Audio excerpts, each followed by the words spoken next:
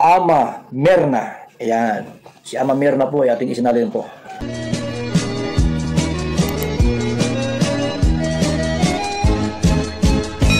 Ayan guys, good morning muli.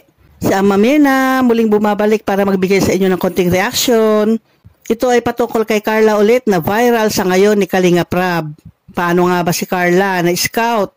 Paano nga ba si Carla nakita ng Kalingap? Ang sisipag talaga ng mga scouter ng Kalingap. Kahit sa ang lugar, kahit sa bundok, sa dagat, sa patag, sa malayong lugar, kahit saan talaga ay hinahalughog nila para hanapin yung mga karapat-dapat na matulungan. At ito nga si Dr. Love, masipag din to mag-scout. Nagtatanong-tanong siya kung sino ba yung pwedeng matulungan sa lugar na yan na pinupuntahan niya. At nagkataon nga na natanong niya itong nanay ni Carla. Nagkataon nga na napadpad siya sa lugar nila Carla. Tinanong ni Dr. Love kung may anak ba si nanay na nag-aaral. At yun nga, sinabi ng nanay ni Carla na meron siyang anak na babae nga. At yun, pinuntahan ngayon ni Dr. Love. Pumunta doon sa eskwelahan nila Carla at tingnan o kausapin si Carla. Alam po ba niyo kung anong nangyari kay Carla? Anong ginawa sa akin ng ate mo? Dinulugan ako. Masama yung ate mo, no? Sabi mo ate mo, ikaw ate, masama.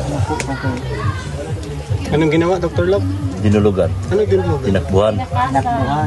Kasi wala yung nanay, nasa Mangkamagong. Ayan mo nakausap ko. Nagpista po kami sa Mangkamagong. Oo, nagpista sila sa Mangkamagong. Tinakbuhan ka ni Carla dati? Pero sinundo ko yun sa school. Dito hindi na siya nahiya. Tanong kwento mo nanay. Nanay, kung saan kita tinignan dito no? Silip. Sinilip-silip mo? Tapos nakita ko siya, silip-silip din siya. Silip-silip din siya. Kala ko po mga kayo, mga rider ng Shopee. Sabi ko may tao. Tinagawa niyo po, Nay? Tinagawa niyo? Silip siya dyan, silip din ako. Tinanong po ako ni Dr. Love kung may anak mo po ako na lagi tayo. Meron po kaso wala po nga sa kaaral. Hati-hati ang sama mo, dinugugan mo si Dr. Love. Ayaw pa sa kahit sa mo. Talo yung ate mo mayayain, ikaw hindi, no? Magaling, magayon ka man baga, no? Dinulagan. Tinakbuhan ka lang. Tinakbuhan ako. Nung nakita niya si Dr. Love, naku, tumakbo siya. Iniwasan si Dr. Love at siya ay umalis. Tumakbo siya talaga. Ano yun, natakot? Maaari, natakot siya. Kasi hindi niya kilala itong si Dr. Love. Tapos hahanapin siya, di ba? Sino ba namang hindi matatakot? Bakit siya hinahanap? Ang tendency talaga niyan ay tatakbuhan niya si Dr. Love. Kaya nga nung napanood ko itong video na to natawa ko Ang aking sinasabi ay napanood ko doon sa video ni Red Sane. Yung behind the scene ba na video ni Red Sane? Pag pupunta sila doon kila Carla, yun, nag-usap-usap sila, nagkwento-kwentuhan doon sa likod o doon sa medyo malayo doon kay Carla, ganon. Habang si Kalinga Prab ay in-interview si Carla, sila naman ay medyo may kalayuan ng konti, dumidistansya sila para siyempre hindi makita. At yun nga, nag-usap-usap sila at nagtatawanan na si Carla pala ay tinakbuhan niya si Dr. Love. Panoorin po ninyo itong sinasabi ko doon sa channel ni Red Sane. Mapanood po ninyo ito ng buong buo at marami pa kayo makikita doon sa video niya o doon sa part na ito ba ng video niya na nakakatawa. Patungkol sa mga nangyayari sa kanila behind the scene pag sila nandoon sa lugar nila Carla. Yung tungkol kay Carla nga, yung pagtakbo niya, tinakbuhan niya si Dr. Love, ay tama lamang po yun. Na hindi basta siya magtitiwala o hindi siya basta sasama sa isang tao na hindi niya kilala. First time niya makita si Dr. Love Normal lang yan sa isang bata o sa isang dalagita na huwag kang basta-basta magtiwala na makipag-usap o sumama, ganyan. At alam pa naman natin na si Carla ay talagang mahiyain. Hindi na siguro takot yung nangyari sa kanya, kundi mahihain talaga siya, nahihiya siya talaga. Napapansin naman niyo, di ba, pag in-interview siya ni Kalinga Prab, sa sobrang hiya niya, kung minsan tumatakbo na lang siya doon sa kwarto at doon nagtatago. Pag nahihimasmasan na siya, tsaka siya lalabas ulit. Ganyan si Carla, napaka-inosente niya o talagang wala pa siyang kamuwang-muwang sa buhay, lalo na sa paglalaki yung mga kausap niya.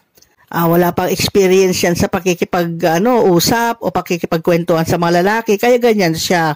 Normal lang yon na mahihiya siya o magtago-tago siya. Naranasan din natin yan. Maraming nakaka-relate niyan, di ba? Pag mga baguhan pa lang o yung mga nasa dalaginding ka pa lang, ganyan, patago-tago ka talaga kung may tao kang nakikita. Okay itong ugali ni Carla, nagustuhan ko ito mga kalingap dahil hindi siya pakunwari iba.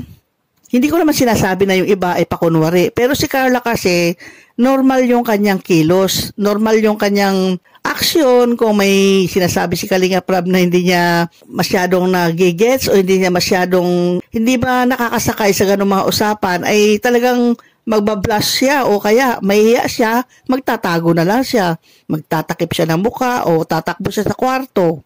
Kaya yung ganung ugali ni Carla ay napaka-normal yun sa kanya at nagustuhan ko yun mga kalingap. Maaring hindi lang ako ang natutuwa sa kanya. Alam ko marami natutuwa sa kanya dahil sa kanyang ugaling ipinapakita.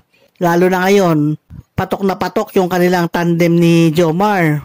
Nako, sigurado, viral na viral talaga yan.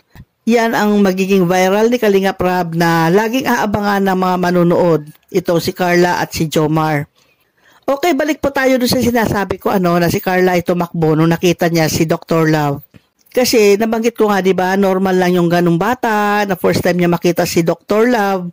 Tapos hahanapin siya at kakausapin siya. Normal lang yon na talagang magtatago siya o tatakbo siya. Hindi naman niya siguro napagkamalan na kontrabida si Dr. Love o hindi naman niya siguro napagkamalan na si Dr. Love ay si Max Alvarado. Nako, layo naman. Malayo naman siya kay Max Alvarado.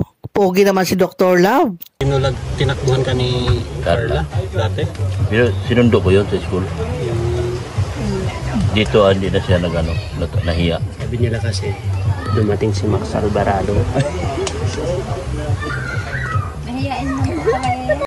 Kasi pumunta sa school, di ba? Hahanapin siya, kakausapin siya. Sino ba naman Sino ba naman ang hindi matatakot sa ganong senaryo? Kaya itong si Carla, nakakatuwa yung kanyang ginawa, yung pagtakbo niya nung makita niya si Dr. Love. O ayan hindi alam ng iba yan, na si Carla pala, itinakbuhan si Dr. Love. Sa sobrang hiya niya, yan, tumakbo siya, tinaguan niya si Dr. Love. Good vibes lang po yan mga kalingap, hanggang sa susunod po. Bye-bye muli!